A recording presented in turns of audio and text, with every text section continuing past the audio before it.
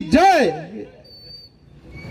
સમૃદ્ધ ભાજપની વાત કરે છે, સમૃદ્ધ ભારતની વાત કરે છે, તો આપણે પહેલા ભ્રષ્ટાચાર હટાવવો પડશે. ભ્રષ્ટાચાર હટાવો, સાડલી બચાવો, ભ્રષ્ટાચાર હટાવો. સાડલી બચાવો.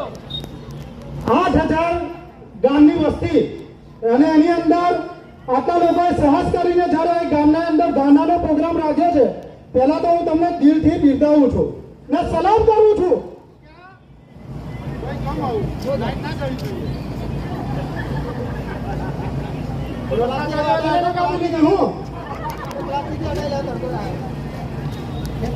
આ ભ્રષ્ટાચારીઓની સામે પેપર કટિંગ સામે છે, ઓર્ડર છે અને પત્ર વ્યવહાર દ્વારા રજૂ કરવામાં આવ્યું છે, છતાં પણ એક્શન લેવામાં નથી આવી. ગુજરાત સમૃદ્ધ ગતિશીલ ગુજરાત, ભ્રષ્ટાચાર મુક્ત ભારત, આવા વાયદા અને સ્લોગનો કોના દ્વારા આપવામાં આવે છે? જે સત્તામાં બેઠા છે અને સત્તા આવી રીતના લીધી છે, એના વિરુદ્ધ આજે જ્યારે ગ્રામજનો દ્વારા ધોરણના પ્રોગ્રામ રાખવામાં આવ્યો છે, એ ખૂબ જ સરસ છે. આ ભ્રષ્ટાચારીઓ અમે અવાજ ઉઠાવવા માટે જે ગામ લોકોએ આ સાહસ કર્યો છે અને પ્રાથમિક સુવિધા માટે જ્યારે ગ્રામજનોએ આ સાહસ કર્યો છે, ખૂબ જ સારું કહેવાય. અને અલ્તાફભાઈ અને એમની ટીમ દ્વારા જે આજે બેનર લગાવવામાં આવ્યું છે, એ જોતા પણ સાબિત થાય છે કે ગામની અંદર કેટલો ભ્રષ્ટાચાર છે. એ ફોટાની અંદર તો દેખાઈ આવે છે કે નાના બાળકો રસ્તાની અંદર ખાડાની અંદર રમી રહ્યા છે. સરકારને આટલો ટેક્સ આપીએ છે, શું કરવા આપીએ છે? સરકાર વિરુદ્ધ કામ કરે છે. આપણી સરકારને આટલો ટેક્સ આવવા છતાં પણ આપણે જો રોડ રસ્તા પર બેસીને આપણે પ્રાથમિક સુવિધા માટે ભીખ માંગવી પડે એમની પાસે. આ સત્તાની દુરુપયોગ કરનારા લોકો, એમની વિરુદ્ધ બોલવું પડે. આપણે આપણી પ્રાથમિક સુવિધા માટે સરપંચને જાણ કરવી પડે, ટીડીઓને જાણ કરવી પડે કે મામલતદારને જાણ કરવી પડે. આ કેવી રીતના ચલાવવાનું? મૂંગી બેરી સરકારને એ પણ ખબર નથી કે નાના છોકરાઓને પણ ધરણા પર બેસવું પડે છે. આવા વરસાદની અંદર જ્યારે પ્રજા પોતાનો હક માંગવા રસ્તા પર બેસે છે, ત્યાં સુધી સરકારે હજુ સુધી કોઈ કાર્યવાહી તેમજ પગલાં નથી લીધા. અને વાત રહી ભ્રષ્ટાચારની, તો સાહેબ પેપર કટિંગ આવી ગયું છે, ઓર્ડર આવી ગયો છે. ડીડીઓ મેડમ એમ કહે છે કે એફઆઈઆર થઈ ગઈ છે, તો તપાસ કરવામાં કોની રાહ જુઓ છો? શ્રીફળ વધારવાનો હજુ અમારે તમારી પાસે કઈ લગી રાહ જોવાની હજુ અમારે? આ ટીમ દ્વારા જ્યારે આટલું પગલાં લેવામાં આવે છે અને નાના મોટો ભ્રષ્ટાચાર નથી સાહેબ. 12 લાખ રૂપિયા જો આ લોકો ખાઈ ગયા હોય, અને તે પણ આપણી ટેક્સના પૈસા છે. ટેક્સ ક્યારે ભરે છે માણસ? માથાના વાળ ઉતરી જાય છે અને ચંપલ કસાઈ જાય છે, તારે 12 લાખ રૂપિયા ટેક્સ ભરી રહ્યા છે.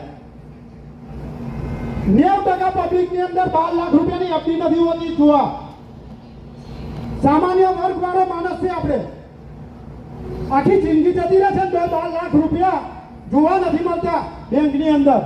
અને આ ભ્રષ્ટાચારીઓ 2 મિનિટની અંદર આપણા ટેક્સના પૈસાના 12 લાખ રૂપિયા ઉપાડીને વાપરી ગઈ ગયા. 2 મિનિટની અંદર ચેક પર સહી કરીને જ્યારે પૈસા વાપરી ગઈ ગયા હોય, તો એમના વિરુદ્ધ ગામના દરેક વ્યક્તિએ બોલવાની જરૂર છે. એ ગમે એવો તાનાશા હોય કે ગમે એવો મોટા માથાનો માણસ હોય, પણ તાલુકા વિકાસ અધિકારીને આજે આ ધરણા કરી અને આવેદનપત્ર આપીને જાણ કરીએ છીએ. તાત્કાલિક ધોરણની અંદર 30 દિવસની અંદર જો કાર્યવાહી કરવામાં નહીં આવી, તો અમે તમારા કેબિનની અંદર ધરણા પ્રદર્શન કરીશું અને આ ભ્રષ્ટાચારી વિરુદ્ધ તમને પણ ઠેકા લઈશું. એટલે તાત્કાલિક ધોરણની અંદર આ કાર્યવાહી કરવામાં આવે. તમને ઓર્ડર આપી દીધો છે, સરકારે પત્ર લખીને જાહેર કર્યો છે કે તાત્કાલિક ધોરણની અંદર એક્શન લેવામાં આવે. સાહેબ 12 રૂપિયા નહીં, 12 લાખ છે અને અમારા ટેક્સના પૈસા છે. ચંપલ કસાઈ જાય છે ટેક્સ ભરતા આમ પબ્લિકનો. ત્યારે તમે લીલા લહેરથી જીવી રહ્યો છે અને અમારી સત્તા માટે અને અમારા સહયોગ માટે તમે વારે ઘડી અમને દબાવવાની વાતો કરો છો. ગામના એક નાગરિકે અત્યારે મને એક અરજી બતાવી, એની અંદર લખેલું છે કે પાણી નહીં આપીએ, પાણીનું કનેક્શન કાપી દેવામાં આવ્યું. શું તમારા બાપની પંચાયત છે જે પાણીનું પંચાયત કાપી દે છે કનેક્શન?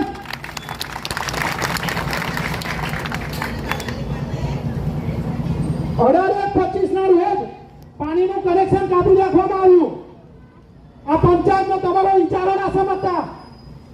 એક નાના માણસની જ્યારે આ તકલીફ છે, લારી કલ્લાને થોડા ટાઈમે હટાવવામાં આવે છે, કામ ધંધો બગાડવામાં આવે છે. આ વિચારધારીઓને અમે કહેવા માંગીએ છીએ કે બંધારણથી દેશ ચાલે, કમલમથી નહીં ચાલતો. એટલે સાંભળી અને વિચારીને કામ કરજો નાગરિકો પર.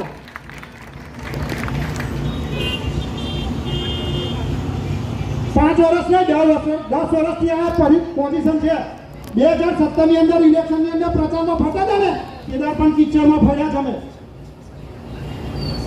અહીંયાથી 100 ફૂટ અંદર જાવ તો રોડના કાળા દેખાય. રોડ નથી. કેટલાક વિસ્તારોની અંદર રોડ નથી. કેટલાક વિસ્તારની અંદર સ્ટ્રીટ લાઇટ નથી. સોફાના કાંઠાની જેમ ટુબલાકના થાંભલા ઉભા છે. હજુ સુધી કોઈ કાર્યવાહી કરવામાં નહીં આવી. ફોટાની અંદર બતાવે છે ગટરના ઢાંકણાની અંદર ગાડી જતી રહે. તો કરે છે શું પંચાયત? 8,000 વસ્તી ધરાવતું આ પંચાયતનું બજેટ 12 લાખના ભ્રષ્ટાચારીઓ લઈને ભાગી ગયા. હજુ સુધી કાર્યવાહી નહીં.